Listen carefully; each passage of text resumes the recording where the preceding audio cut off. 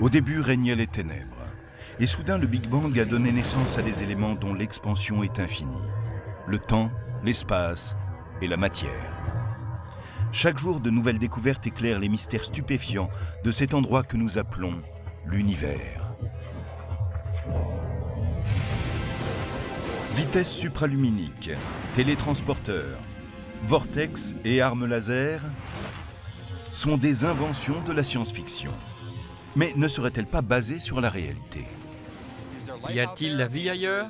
La réponse est oui. La génération actuelle de physiciens œuvre à la réécriture des lois cosmiques.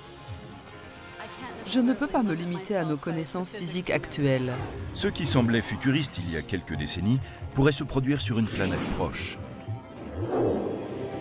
Quelqu'un qui voyagerait à une vitesse proche de celle de la lumière pourrait en effet faire un saut dans le futur. Prochain arrêt, demain. On s'en approche aujourd'hui en explorant le monde de la science-fiction et de la science réelle.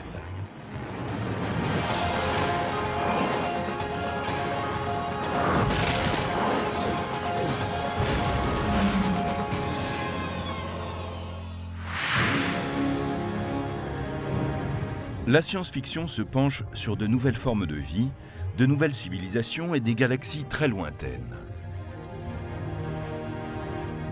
Les voitures volantes et les rayons laser semblent faire partie d'un rêve chimérique qui ne deviendra jamais réalité.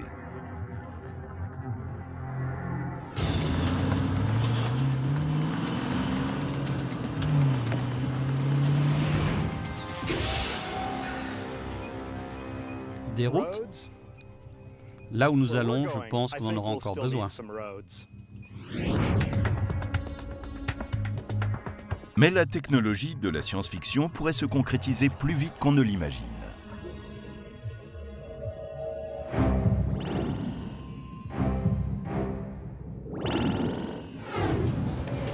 Vous êtes en retard à un rendez-vous, coincé dans les embouteillages? La science-fiction a la réponse à vos problèmes de transport. Elle vous déplace très simplement du point A au point B. Quiconque prend très souvent l'avion espère vraiment qu'on pourra construire le télétransporteur de Star Trek. Mais quand on commence à penser aux moyens technologiques nécessaires, c'est un peu décourageant.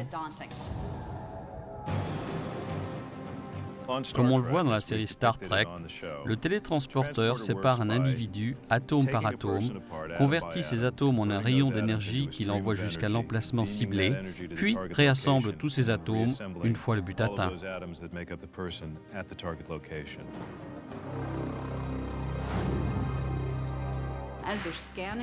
Quand il scanne l'individu, il enregistre la position de chaque atome, des électrons en orbite autour de l'atome, la rotation de chaque électron, les ondes correspondant aux structures moléculaires du corps, la manière dont tout vibre et se déplace et à quelle vitesse. Le volume de données est énorme. Le télétransporteur scanne tout cela à distance, puis prend le corps et le réduit en 1000 morceaux. La quantité d'énergie nécessaire pour transformer un corps humain en énergie pure serait bien plus importante que celle de l'arme nucléaire la plus puissante que l'homme ait jamais fabriquée. Le procédé en lui-même serait destructeur. Pour transformer quelqu'un de ma taille en énergie pure, il faudrait libérer une énergie 41 fois plus puissante que celle de la plus forte explosion nucléaire terrestre.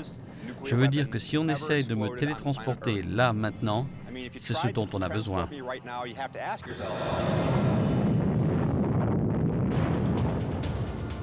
Mais qu'est-ce qui ressort du rayon laser dont est équipé le télétransporteur? Est-ce l'individu même ou une parfaite réplique quantique? Est-ce qu'il désassemble la personne puis la réassemble, ou est-ce qu'il désassemble la personne, emmagasine les informations, puis recrée cette personne à partir de zéro? C'est une question intéressante. Est-ce que le télétransporteur vous tue et crée un clone, ou est-ce que, d'une certaine manière, il vous conserve et vous transporte dans un autre endroit?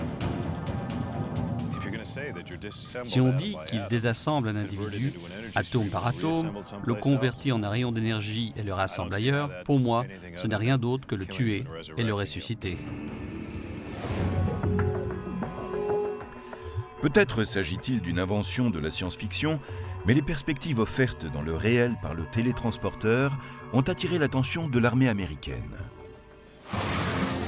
L'US Air Force a commandé une étude sur les systèmes de transmission de la matière et a découvert évidemment qu'il y avait un certain nombre d'obstacles. Développer un télétransporteur, c'est très fort. Un des problèmes les plus complexes que vous rencontreriez, c'est qu'il n'y aurait certainement pas assez de place sur un ordinateur personnel. Oubliez les mégabits ou les gigabits. Les données correspondant à la numérisation d'un seul individu occuperaient plusieurs milliards de térabits. La totalité des lecteurs téraoctets nécessaires à la télétransportation d'un seul individu occuperait 500 millions de bâtiments comme l'Empire State Building. Et la question qui découle du stockage d'un individu sous forme de données, c'est doit-on le téléporter immédiatement? Si on le dématérialise, qu'on stocke et sauvegarde les informations pendant 50, 100 ou 5000 ans, au fond, cela revient à un voyage dans le temps. Si la capacité des disques durs continue à se développer à la vitesse actuelle, on devrait avoir un disque capable d'emmagasiner la quantité de données nécessaires dans 2 ou 3 siècles.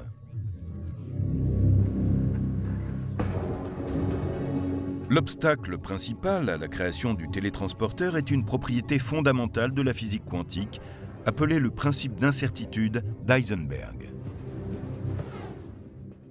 Après la série originale de Star Trek, de nombreux physiciens ont remis en question la technologie du télétransporteur.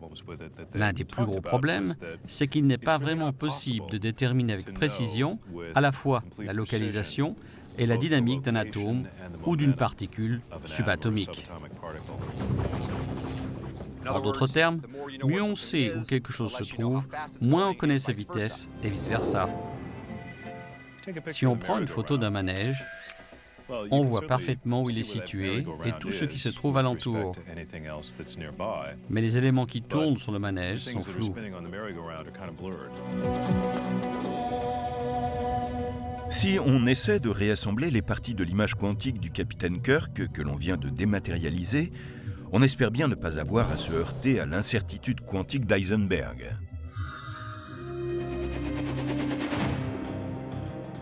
Dans Star Trek Next Generation, l'un de nos conseillers techniques, Mike Okuda, a eu l'idée d'un compensateur d'Heisenberg.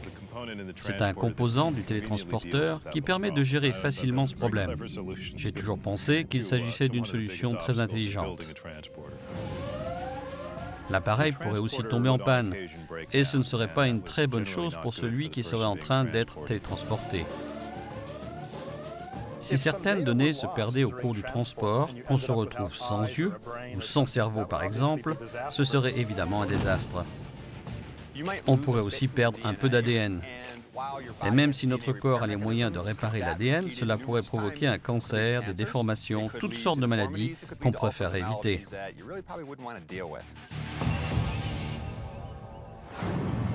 Ordinateur géant, compensateur d'Heisenberg, numérisation quantique, tout cela est de la science-fiction. Mais comment en faire une réalité? Par un moyen qui donne la chair de poule.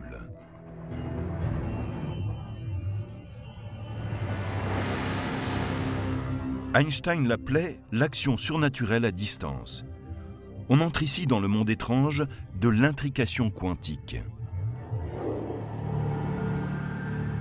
À la base, deux particules peuvent agir entre elles de telle manière que lorsqu'elles sont amenées à être séparées, l'état de l'une affecte directement celui de l'autre. En utilisant cette propriété d'intrication, on peut opérer une manipulation à un endroit dans le but de changer à l'instant même ce qui se passe dans un autre endroit. C'est une des choses les plus étranges de la mécanique quantique. Il n'y a aucun moyen pour que les informations se déplacent d'une particule à l'autre. On peut mettre en elle une distance telle que même la vitesse de la lumière ne permettrait pas à l'information d'aller d'un point à un autre quand on effectue l'expérience. Il n'y a sans doute que 3 personnes sur Terre capables de comprendre entièrement ce concept. Le reste d'entre nous ne fait qu'observer les calculs et avoir mal au crâne. Des projets sont en cours destinés à tester l'action surnaturelle de l'intrication.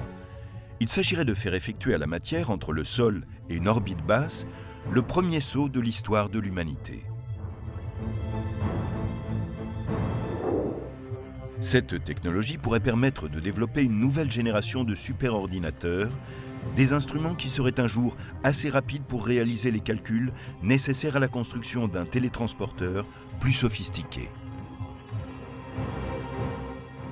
J'utiliserais tout de suite un télétransporteur si j'étais certain qu'il me permette de rentrer chez moi, auprès de ceux que j'aime, lorsque j'en ai envie.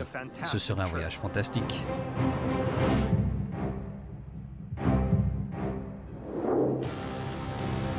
Dans la version cinéma de Star Trek, le méchant utilise un élément basique de la science-fiction sous un angle tout nouveau.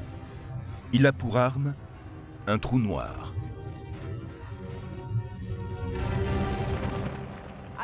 J'adore le nouveau film Star Trek. J'adore la direction dans laquelle ils vont. Mais le trou noir trouble la partie de mon cerveau qui aime la physique.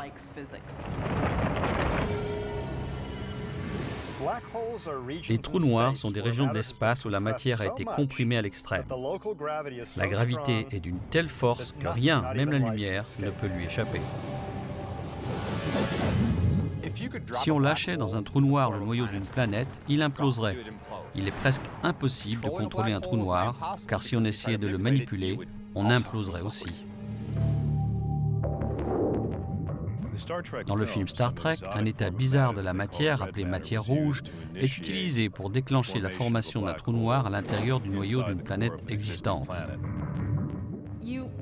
On ne peut pas transformer une planète en trou noir en utilisant n'importe quelle quantité de matière organique rouge. C'est impossible. Dans la science réelle, nous avons récemment été préoccupés par les trous noirs. Nous avons même un instant redouté que notre soif de connaissance nous conduise à faire disparaître la planète qui aurait été aspirée par un trou noir que nous aurions nous-mêmes créé.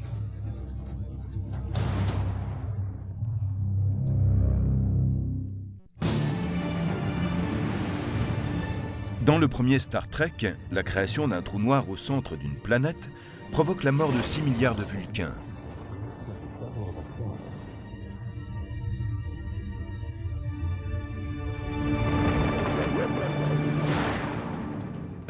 Cette planète deviendrait une partie du trou noir. Elle serait mise en pièces et disparaîtrait à jamais de notre univers. C'est l'arme ultime de l'Apocalypse. Dans la science réelle, les études destinées à écraser des particules subatomiques inquiètent. Si ces dernières sont trop rapides au moment de la collision, ne risquent-elles pas de former un trou noir qui détruirait notre planète ?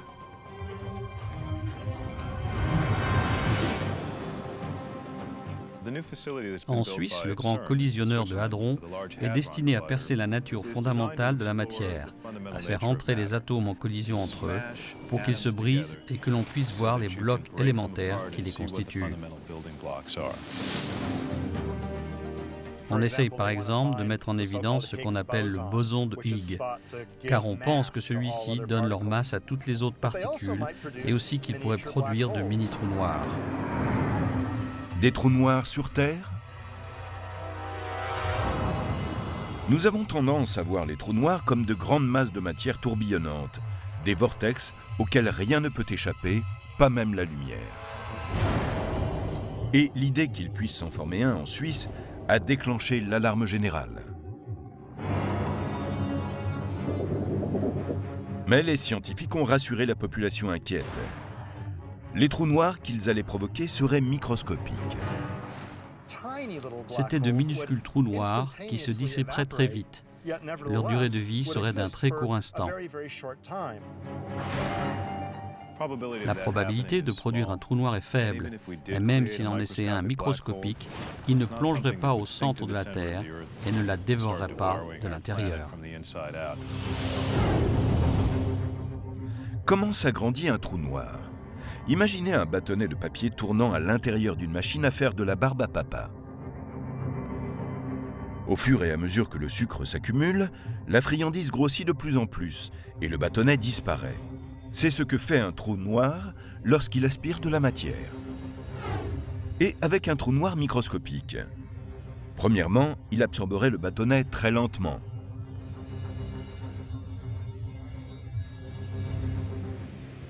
Au cours d'une année, un trou noir microscopique, furieux et affamé, pourrait avaler